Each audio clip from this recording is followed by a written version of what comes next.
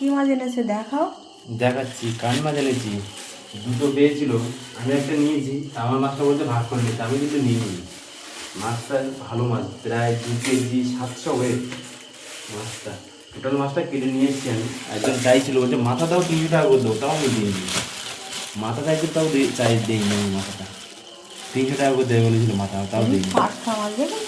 250 টাকা করে নিয়েছে কেজি। জ্যান্ত মাছ, হাতে কামড়ে ধরছিল, যে কাটছিল তাকে। একদম টাটকা মাছ সত্যি। টাটকা জ্যান্ত মাছ তো টাটকা তো। দেখো একদম পুরো। কিসে রাখবো, কিসে তো? বড় টিফিন বাটি তো নেই না? না, বোরিং গুলো তো নেই, ফ্রিজে তো রাখতে হবে। কি করি বলো তো? এগুলো ছিল ফ্রিজে, এই মাছগুলো। এবার একটা বাটিতে 2টো টিফিন করে রাখা ছিল, একটা টিফিন করে রাখছি, ওই মাছগুলো ওই টিফিন করে রাখবো। এতে আছে, এটা তেড়ে মাছ আছে, টাটকা তেড়ে মাছ, জ্যান্ত মাছ ছিল।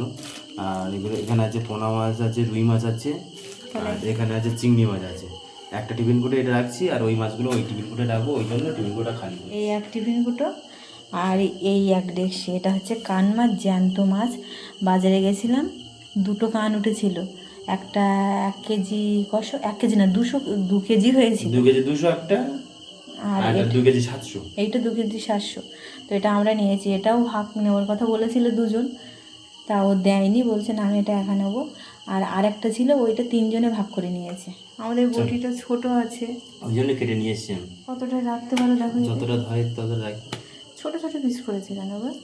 বল, ছোট পিসই বললো যে ছোট পিসই ভালো লাগে, বসে বড় পিস করতে নেই। মাথাগুলো এক সাইডে রাখো গো, মাথাগুলো এক সাইডে রাখো। হ্যাঁ, বললো বেশি বড় পিস করতে নেই কান মাছের।